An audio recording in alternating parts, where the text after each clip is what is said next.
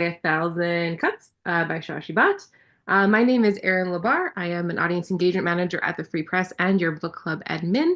I'll just do a quick round of introductions. We have our books editor, Ben Sigurdson, joining us tonight. And filling in for Angela, we have Daniel Bear from McNally Robinson. And of course, we have our author, Shashi Bhat. Thank you so much for joining us tonight. Oh, thanks for having me. Before we continue, I just want to acknowledge that the Winnipeg Free Press, as well as McNally Robinson, are both on Treaty 1 territory, the traditional land of the Anishinaabe, Cree, Oji-Cree, Dene, and Dakota people.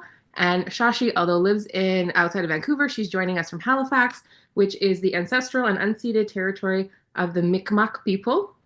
And so that's where she's joining us from. Tonight we'll continue as it always does. Daniel's going to do an intro, Shashi's going to do a reading, and Ben will kick off the Q&A. If you do have any questions, you can drop them in the live chat box. After that, we're going to talk a little bit about next month's book because there's an extra little fun element that we're throwing in, and then we will wrap it up. So with that, I will throw to Daniel, who will do our introduction for us. Hello, everybody. My name is Daniel Bear. I'm an event facilitator at McNally Robinson Booksellers. And today I'm going to be introducing Shashi's newest book, Death by a Thousand Cuts, which is a collection of short stories that boldly speak on the many issues that women of today face, both on and offline. From unsafe dating stories that women and queer people will find far too familiar, to medical procedures that promote bodily insecurities that are now far closer than in science fiction, all the way to a family dynamic which has drastically taken a turn. Shashi writes with truth and compassion when telling these stories, allowing readers to see through the eyes of people who need to be heard. And with that, I'd like to pass it over to Shashi. Thank you. Thanks so much for that introduction. Of course. So I'm going to read an excerpt from the story Chicken and Egg. This is page 50 if anyone wants to follow along. I don't think it needs a ton of context, but it's about a woman who is losing her hair. And I meant for it to be a kind of horror story about, being a woman and navigating the healthcare system. It could be anxiety, the doctor says. I am anxious, I guess, you respond. Who isn't? I don't think it's that, though. Any notable illnesses recently? Usually it takes a month or two before you see hair loss, he tells you, slipping on gloves to poke at your follicles. His own hair is so full, swept up and back from his forehead with mousse. If you saw him on the street, you would guess he was an actor. He removes the gloves, sits back down, and swivels towards his computer. He scrolls down a white screen, clicks and types, runs a casual hand through his hair, says something about cortisol levels, prescribes B vitamins and folic acid. No sense in worrying, the doctor says. It only makes things worse. Stop touching your hair, says the internet. You pretend you're wearing an astronaut's helmet. When your hands go reaching up, your fingertips press against an imaginary polycarbonate shell. Eat more protein, says the internet. You tally each gram. You flake Chinook salmon onto glistening salads. You click open pistachios and chew them into pulp. You hard-boil batches of eggs and transfer them to a ceramic bowl where they drip and rattle conspiratorially. You tap them with the base of your spoon until cracks blossom, then you pluck off eggshell shards. You prepare eggs for dinner, frittatas trembling with soft feta and herbs. For brunch, you eat chicken and eggs together in a meal, mother and child embracing on the plate, breast and yolk impaled on the same sharp fork. Just a trim, you tell yourself, to look tidier. It'll make you feel better. You're cranked high up in the plush salon chair, the black nylon cape draped lightly over you, and under it, clutched in your lap, are your glasses, which the stylist asked you to remove. Your vision is terrible. The mirror shows a blur of brown and black that could be anybody, and you sense that the stylist is cutting off more than you would like. Between each precious snip, she clucks. Such a shame. Have you tried an olive oil treatment? The scissors hover and snap. The doctor prescribes an iron supplement and tells you to return if you don't see results. The doctor prescribes a foam and tells you to return if you don't see results. You massage the foam into your roots each morning, unsure if the alcoholic sting means it's working. The doctor prescribes steroid injections. He stands beside you and feels around your skull before positioning the needle, a tap, tap, tap before each efficient plunge. The doctor prescribes hormone therapy. He hands you a pamphlet about low thyroid function, an issue that seems too complicated to be addressed within a pamphlet. So you read about it on internet forums, gleaning information from the anonymous typed pleas of middle-aged women in worsening states of despair. It's not working, you say to the doctor when you return after seeing no results. I did some research online and thought the next step might be a scalp biopsy, or we could, whoa, whoa, whoa, says the doctor, swiveling his chair towards you for emphasis. I'm the doctor. He prescribes an immunosuppressant and tells you to return if you don't see results. Your hair is shorter than ever before, shoulder length. You skip the salon and cut it yourself using a comb and a pair of $7 haircutting scissors. Then it's just above the shoulder, the raw, just cut ends swishing against your neck. You have this persistent idea, from where you don't know, that after 40, a woman shouldn't have long hair. The older you get, the shorter your hair ought to be, the less space you should insist on taking up. You are not yet 40, but shorter hair appears fuller. Perhaps this is the reason some older women have those short, round perms. You think of golden girls. What a sublime phrase, golden girls. One that seems to imply youth, but doesn't. Your hair on the floor in your hands, a soft curl between your fingers like an injured crow. You have literally cut off parts of yourself. The pieces are somehow shinier now that they're not attached. There is less of you now. Why did you do this? What have you done? I'll stop there. That was fantastic. And I must say, you have a fantastic reading voice, and Oh, thank you. it was just absolutely riveting as soon as you started. Um, uh, you've written long fiction and short fiction now. How do you find the experience of writing short stories versus longer fiction? And is there like, do you prefer one to the other? Do the stories kind of come to you and you sort of come back and work on them later if you're working on a bigger project, or? Yeah, I am particularly drawn to the short story form. It's my favorite form to work in, though I am currently working on a novel. Okay. Um, the short story, I love the impact of it. I love the way the narrative arc functions. I always draw it with my hand and describe it to my students like this, where in the novel it has the full, like the winding down and the resolution. Whereas in a short story, it ends like earlier in a place of irresolution. And I just think that that creates that extraordinary opportunity for emotional impact.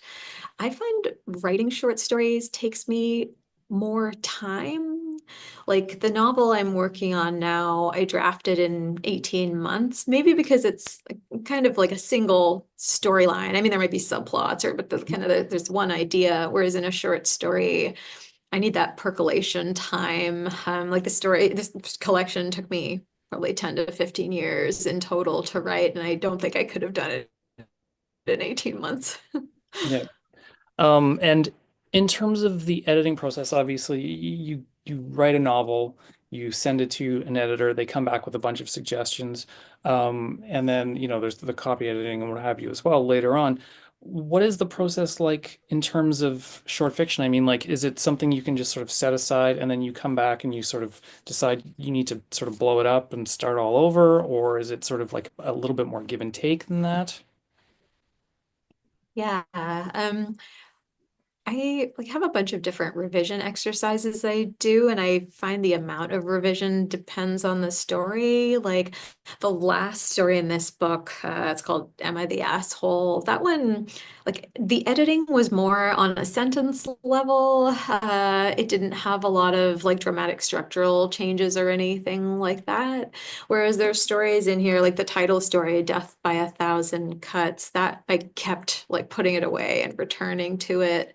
I did a thing where I printed it out, cut it up into sections, removed pieces of it.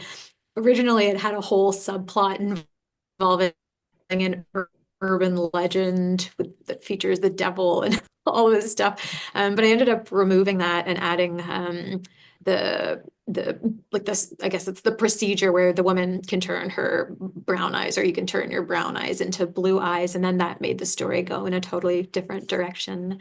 Once I was working with my editor,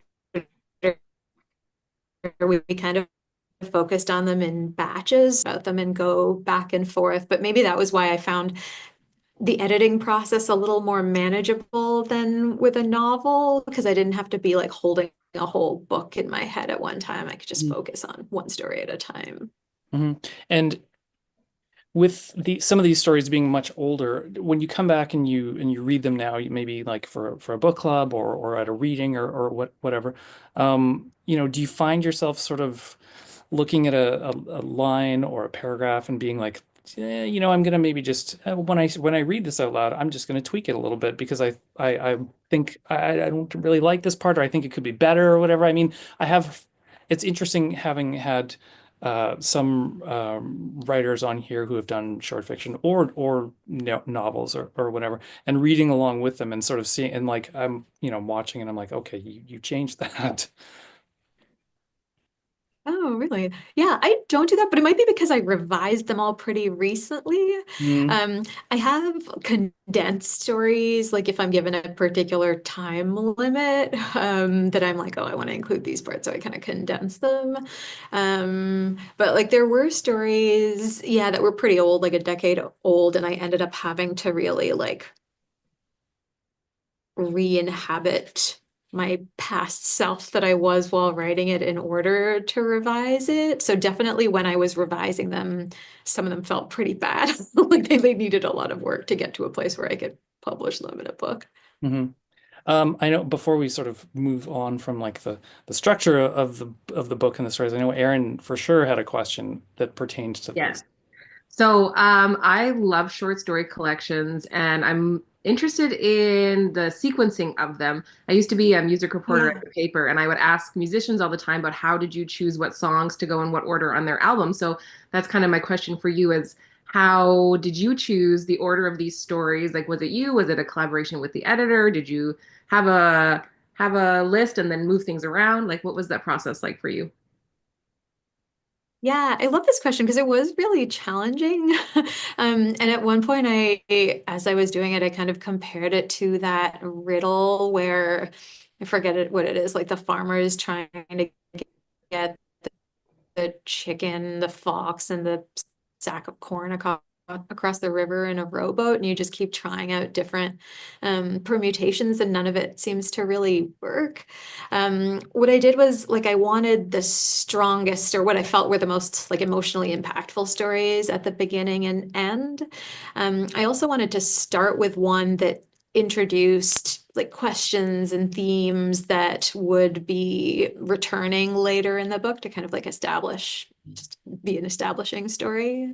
I did Google a lot of like how albums are arranged, and because I couldn't find a lot about how short story collections were put in order. But I was thinking about like changing the tone. I made a spreadsheet tracking like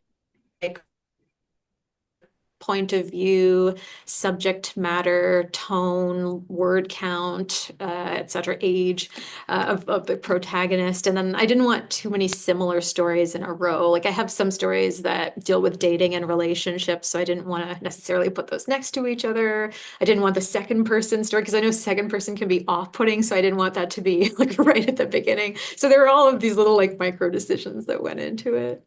That's so cool. I mean, just to drill down into that sort of like, I don't want to say nerddom, but just, sort of like the technical component of pulling together a short story collection is so fascinating. Daniel, did you Yeah. have anything you wanted to jump in with? Exactly that. Like short story collections are some of my favorite forms in literature, and having the first and last story specifically were perfect bookends for this.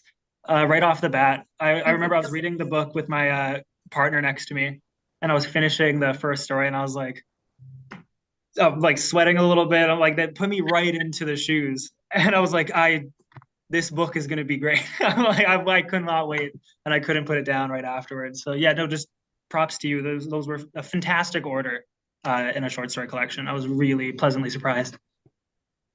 Oh, thanks. Hmm I love the sweating detail. Yeah.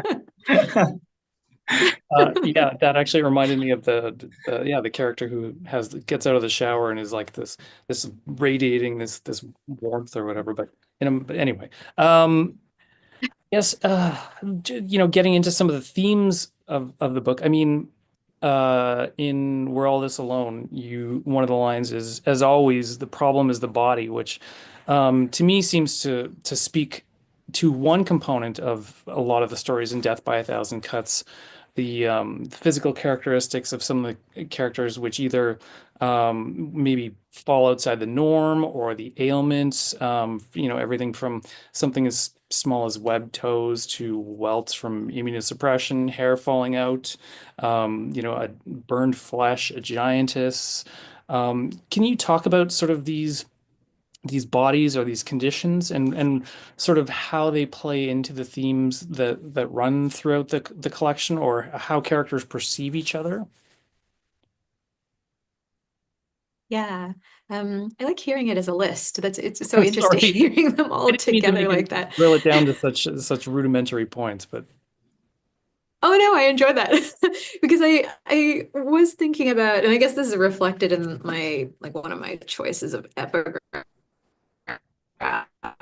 to the Joyce Carol Oates story, just thinking of the body as being something that's like sometimes beyond your control or something that doesn't belong to you. And I think that factors into most of the kind of body stories in here.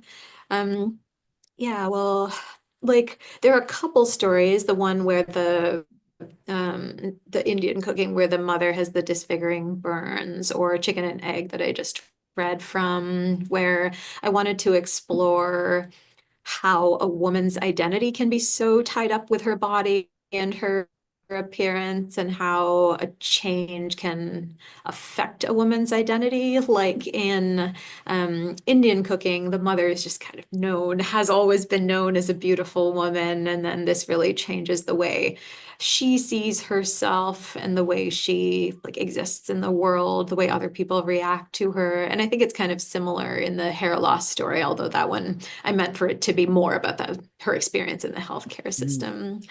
Um, yeah. And then like We're All in This Alone, that one. uh so I have rheumatoid arthritis, like autoimmune disease, and I am immunocompromised, and just having that experience during the pandemic, I thought I wanted to write about that and to explore like the individual experience of illness and the like isolating nature of that, contrasted against or set against the like larger collective experience during the pandemic, and then superimposing that kind of tragic love story over it. And I think that's another situation where the body is kind of outside of that character's control. mhm. Yeah. No, that's great. Sorry, you froze there just for a second. Yeah, there's also um, we also sort Oh, of sorry.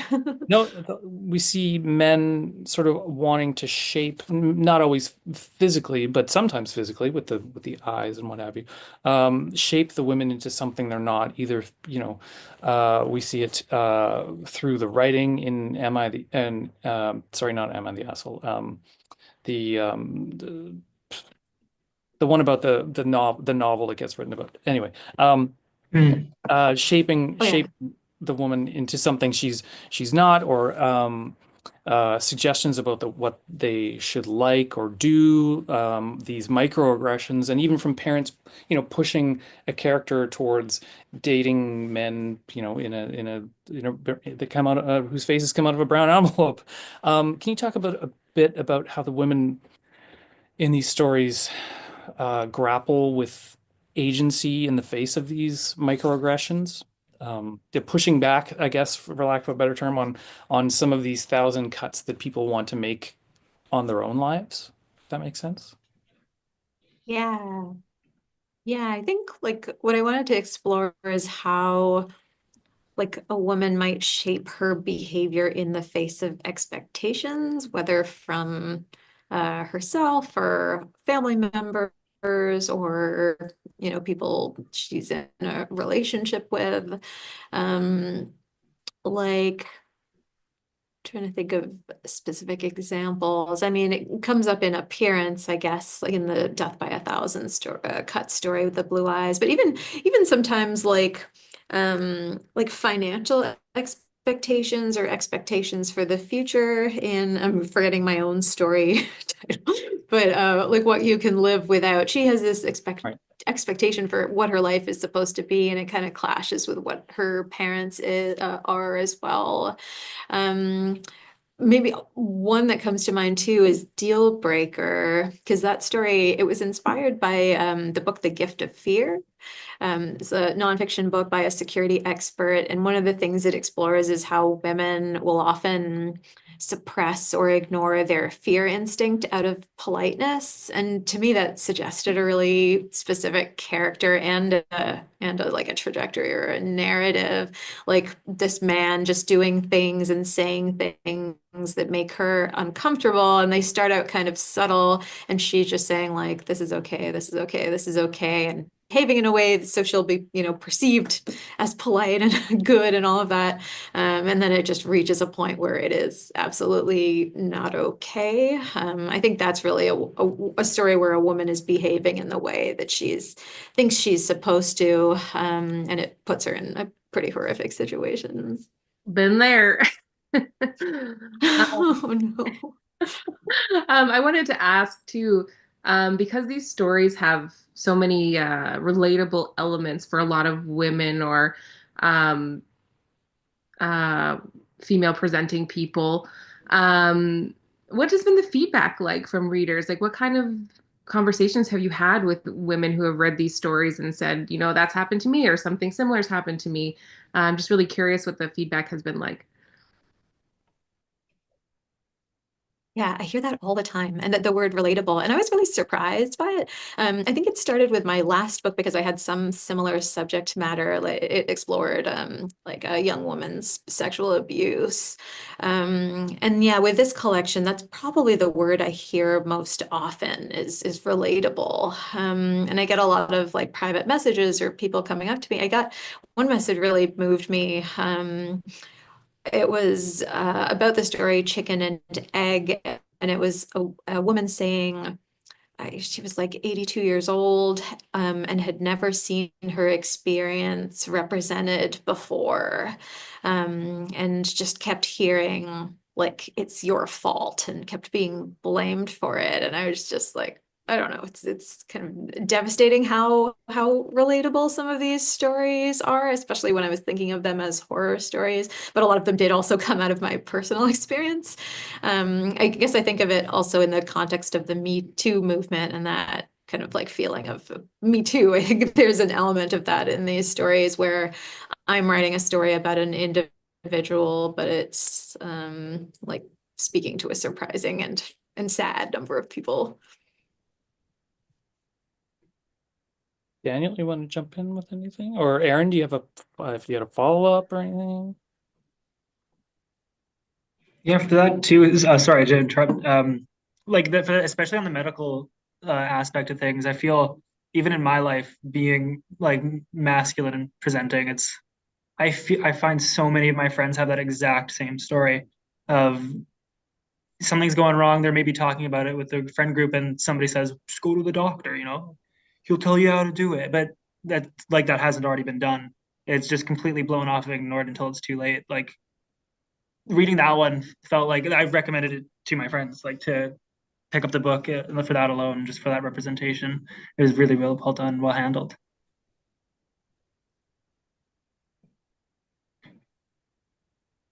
All right. Um,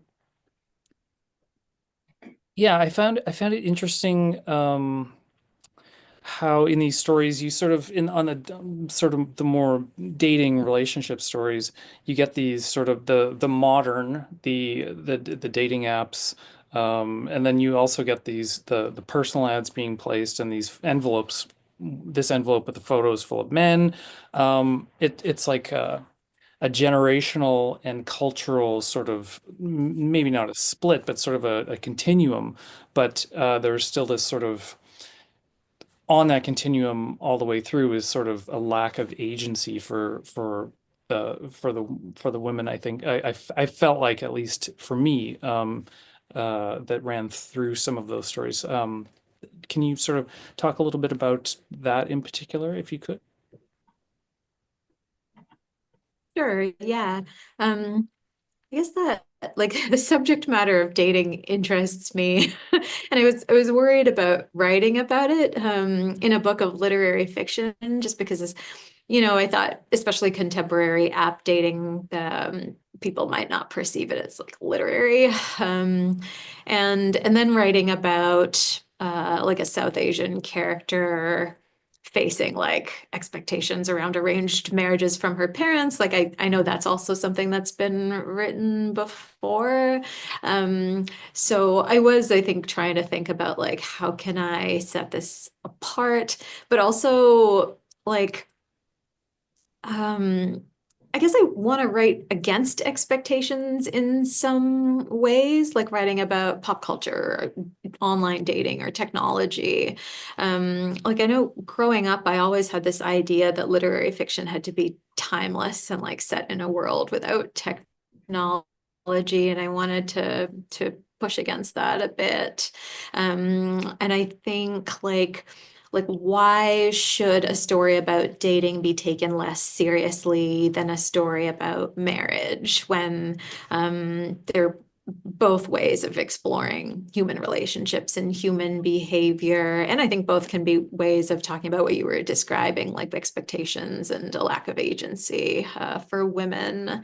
And I think dating, like in both of those contexts, can have conflict to it. There's that natural progression of like the first impression, the profile, whether it's like an online dating profile or a profile that comes in an envelope, and then the gradual reveal of who a person is. And my favorite thing about it is how dating begins with yearning, and yearning is just an essential ingredient of fiction. Hmm. And yeah, there was a line in my ex wrote a novel that I wrote down that I thought really sort of captured that quite well, which was it. She says, "Loneliness and sadness and unmet expectations and the fear this is what adulthood would be like." And I was like, that totally was just like absolutely was a knife in the chest when I thought about this collection of stories, for sure. That's not I really also, I a sorry, I also loved at question, I the end guess.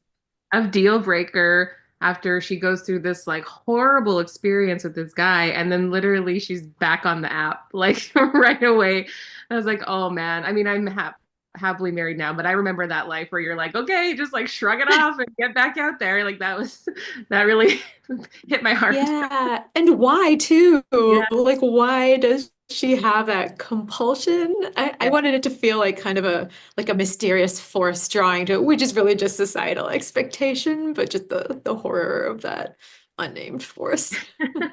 Mhm. I wanted to ask about Indian cooking.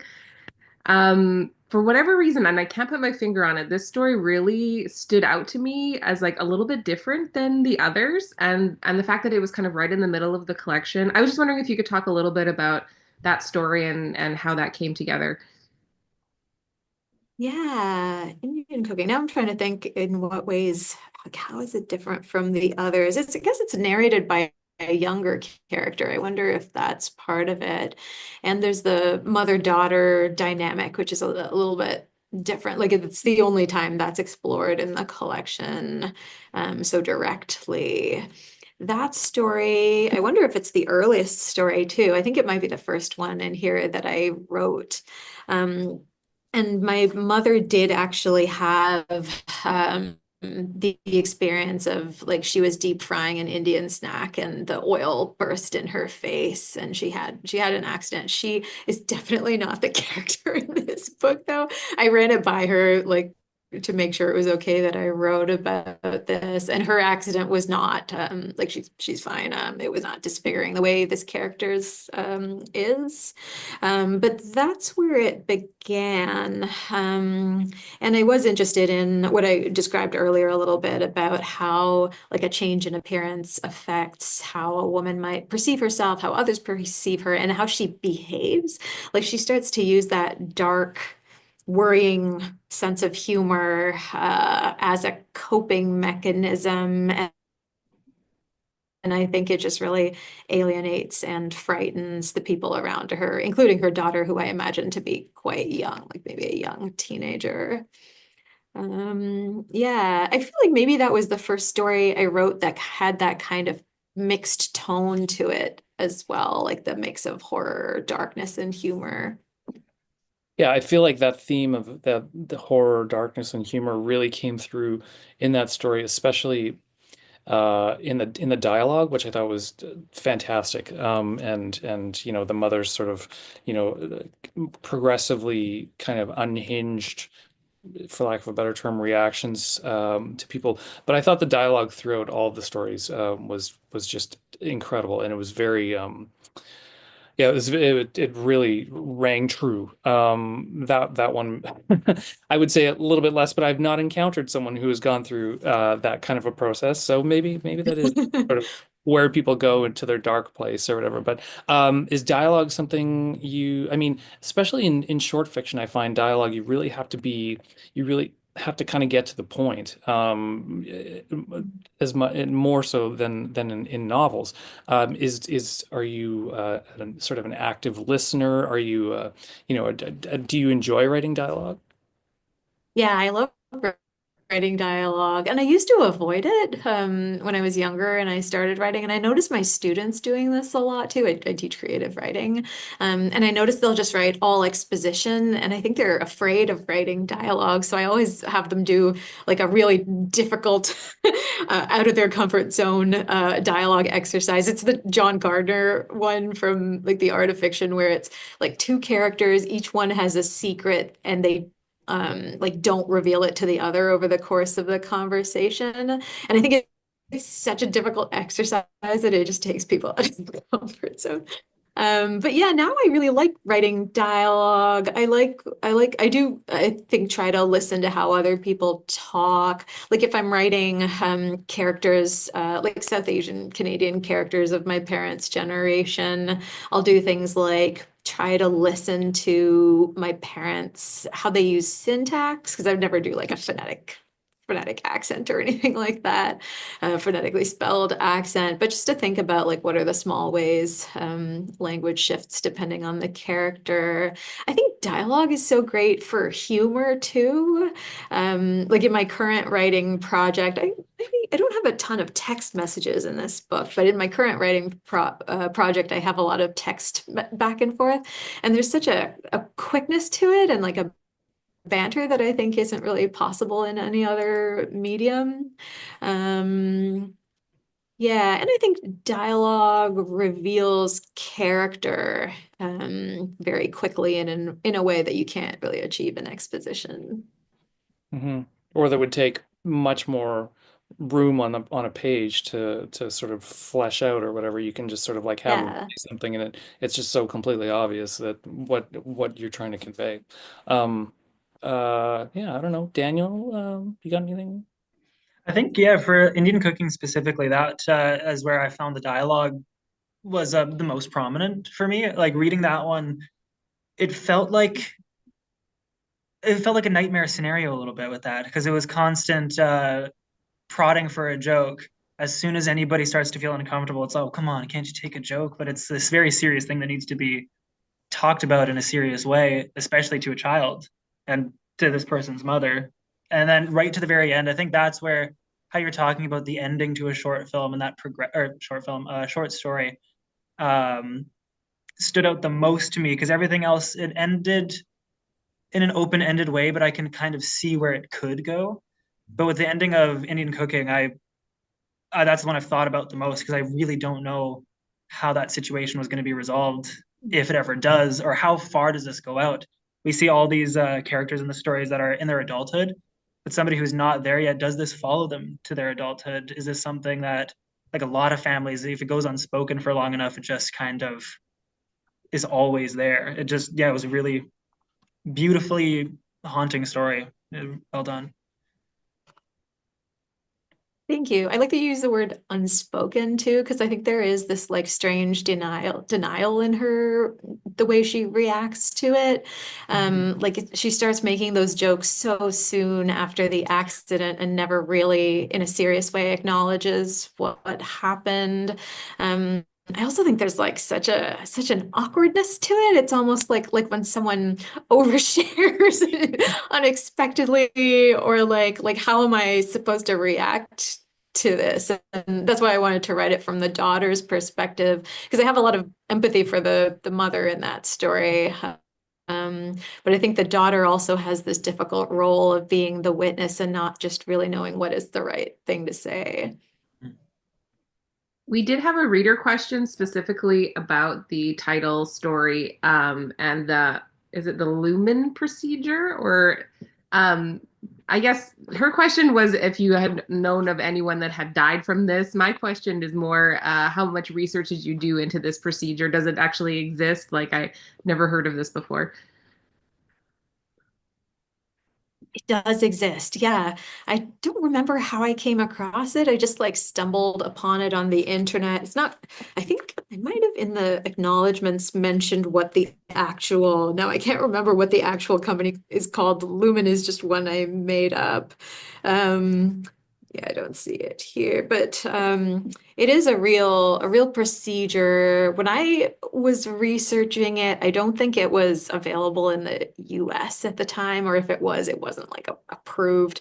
But it's like a removal of pigmentation, which also kind of interested me, the fact that like a blue eye is an absence of color. And if you're like a woman of color getting this procedure done, it's like removing a part of yourself in order to be like more visually palatable.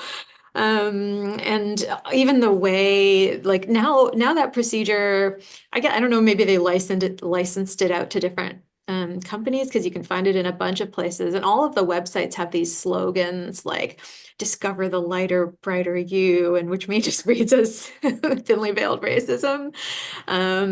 Yeah, I just found it horrific, and I never considered getting this procedure. I was worried people would read the story and think it was about me. But I mean, people have gotten it, and it's kind of terrifying. That is the danger of writing fiction, I would imagine, is that if some of it skews a little bit towards the autobiographical, that suddenly everything skews towards the autobiographical, and it's just like, no, that's just, that's Yeah, something I found on the internet. it's fiction. Yes, exactly. Um, and so what are you I know you don't have to talk about what you're working on now if you don't want to, but you did say you were working on a novel. Is that sort of how are you Mhm. a fair ways along in that? And of course, like I said, you don't have to talk about thematically, subject, anything like that. Because I know sometimes people are like, Sure, yeah. it just they put it in end up putting it in a drawer after 150 pages or whatever. Yeah, I'm always afraid to say too much when it's in like a fragile state, I guess. But it is I'm like have a draft and I'm revising right now. And thematically it does have a lot of overlap with this short story collection, just kind of those subjects that I'm obsessed with. Women and the body. This one is delving, I think, a little more deeply and specifically into like women's pain and how it is often dismissed in the healthcare system, but it's also about like singlehood and female independence. I would say those are the main themes.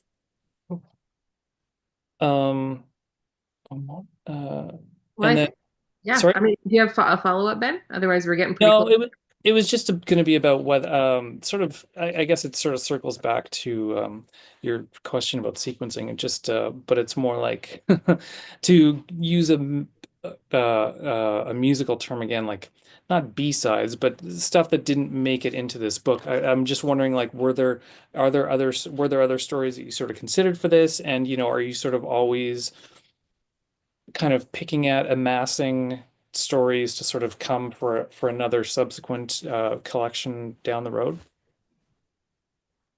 Yeah, my original manuscript that I sent my agent had 19 stories in it. So there were 10 that I didn't include. Some of them were very short, and I thought of them as at the magazine I work for, we call them sorbet pieces, like kind of like palate cleansers in between. But I think maybe they didn't have the development enough that warranted inclusion in the collection. They were also thematically more varied. Like I had protagonists of other genders, and just once I kind of landed upon that idea of like, oh, this is going to be about women and the body, that narrowed it down. And at one point, my editor said we wanted every story to be a knockout. So I really just kept the ones that I felt like I could Yeah. stand behind. I did publish some of them in literary magazines if I still liked the story, but it just didn't really fit thematically. Um, and then I just have one more question from my own selfish point of view. In the book section, we have a little thing called On the Night Table. It's sort of like what you're reading, what it's about generally, and your thoughts on it. Do you have anything you're reading on the go right now that you want to share? If not, that's fine too. Yeah, I'm reading, I'm gonna mess up the title, but it's Sarah Thuncombe Matthews' book. I think it's called All This Could Be Different. But it's really good. It's so like quick and smart. Like the sentences are so tightly written. It's really funny and also quite devastating in parts too. I'm only about halfway through right now, but it's great. Gotcha. Okay. Dan, I mean, Erin or Daniel, you have any more questions sorry, about Death by a Thousand Cuts? I sort of veered the conversation off into a little side track Well, or we whatever, but covered everything on my list. So, Daniel, did you have anything else you wanted to add? No, likewise here. That was pretty much everything. We were Awesome. all kind of connected there. It was nice. Yeah. yeah, Thank you so Well, much. Those questions were so great, so thoughtful and interesting. Thank you. oh, yeah. And thank you, of course, for your time, Shashi. We really yes. appreciate you while you're in Halifax, spending the evening with us. I just want to mention briefly next month's book. We have Fungal by Ariel Gordon. Regular book club viewers will know Ariel as a free press copy editor. She's hosted a couple times for us, and we did her book Treed in 2021, I think. So when we did Treed, though, we had a lot of people ask if Ariel would do a tree walk or a forest walk because they were so interested in her essays and insights on Winnipeg's tree canopy. So for this book, for Fungal, we are going to do a partner event. Ariel's going to do a forest walk in Assiniboine Forest to look for mushrooms and go foraging and talk about the best practices of foraging in urban settings. So more information about that and about the book will come to you tomorrow via email. And there's going to be a registration. So if you're interested in going on the walk, hop on that because we only have 25 spots. So I just wanted to flag that for everybody. So just a fun little new thing for us to do. And I think that's it for us tonight. Thank you, Shashi. Thank you, Ben. Thank you, Daniel. And thank you, everyone, for watching. And we will see you again.